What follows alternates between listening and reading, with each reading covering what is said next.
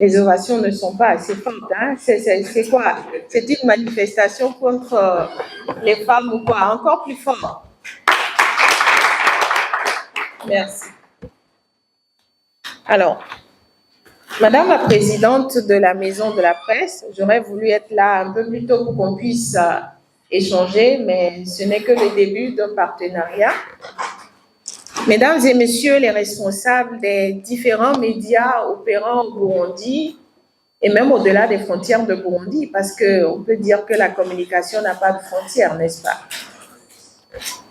Mesdames et Messieurs les journalistes, les invités, chers collègues du système des Nations Unies présents à cet atelier, avant tout propos, j'aimerais vous transmettre les vives salutations et les encouragements de Madame la coordonnatrice présidente du système des Nations Unies au Burundi, qui aurait voulu personnellement être présente à vos côtés pour ouvrir cet atelier, mais malheureusement, pour des questions personnelles, elle a dû s'absenter du pays. Elle vous transmet également ses vives félicitations pour cette initiative, surtout au regard de l'importance de la thématique, de l'importance que revêt la thématique de la communication pour le travail des Nations Unies, que ce soit au Burundi et de par le monde. Pour ma part, je voudrais dire que c'est un honneur pour moi et un immense plaisir cet après-midi de prendre part à cet atelier qui se déroule dans les locaux du SINU. SINU qui est une entité des Nations Unies et nous savons le rôle important que le SINU joue dans la promotion de la communication dans ce pays et surtout aux côtés des jeunes que vous représentez. Depuis plusieurs décennies, et comme mon prédécesseur l'a dit tout à l'heure, les technologies numériques ont transformé nos sociétés en profondeur. Elles sont devenues incontournables dans nos vies quotidiennes, offrant des opportunités immenses, mais aussi des défis de taille, défis qui sont liés à chaque couche sociale. Parmi ces défis, on note la désinformation, les rumeurs, les discours de haine, pour ne citer que ceux-là, qui occupent une place de plus en plus prépondérante.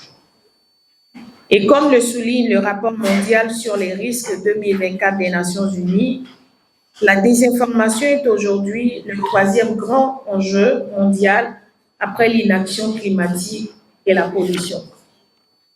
C'est dire déjà que nous devons agir et ne pas rester spectateurs passifs face à l'ampleur que prend la question de la communication. Au Burundi, ce constat prend une résonance assez particulière. Dans un contexte marqué par des cycles de tension et de division, la circulation rapide d'informations non vérifiées,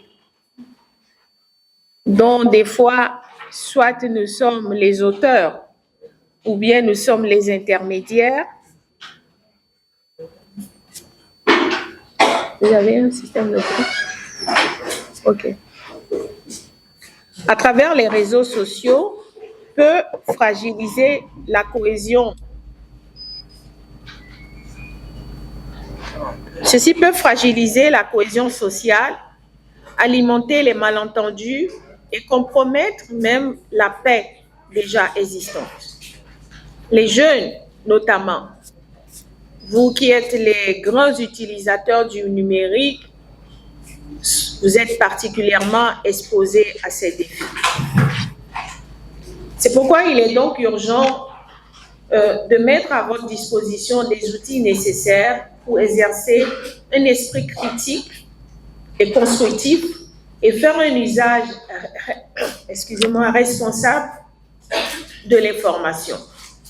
C'est pourquoi, encore une fois, au nom de toutes les agences du système des Nations Unies présentes au Burundi, nous aimerions saluer l'initiative des Duke Media Burundi, j'espère que je n'ai pas écorché le nom, du journal Shikiriza et de ODD News Burundi, qui ont pris l'engagement de partager avec nous tous, je ne dirais pas vous, y compris nous, parce que les Nations Unies, on ne doit pas s'exclure de votre initiative. Donc, de partager avec nous cet après-midi les enseignements des assises méditerranéennes du journalisme de Marseille et de promouvoir la charte de Marseille. Cette charte, adoptée, comme on l'a dit précédemment, dans un cadre international, vient en soi renforcer notre engagement commun, société civile, gouvernement, organisations communautaires, Nations Unies, partenaires techniques et financiers. Donc, notre engagement commun en faveur des médias responsables, libres, pluralistes, capables de traiter avec rigueur et objectivité des questions aussi sensibles que celles des migrations. Votre présence nombreuse témoigne de l'importance de ce sujet. Ensemble, médias, organisations et tous les partenaires, toutes les parties prenantes que je venais déjà de citer, nous avons la responsabilité de bâtir un écosystème de l'information qui inspire confiance, qui protège la vérité et soutient la démocratie et la paix.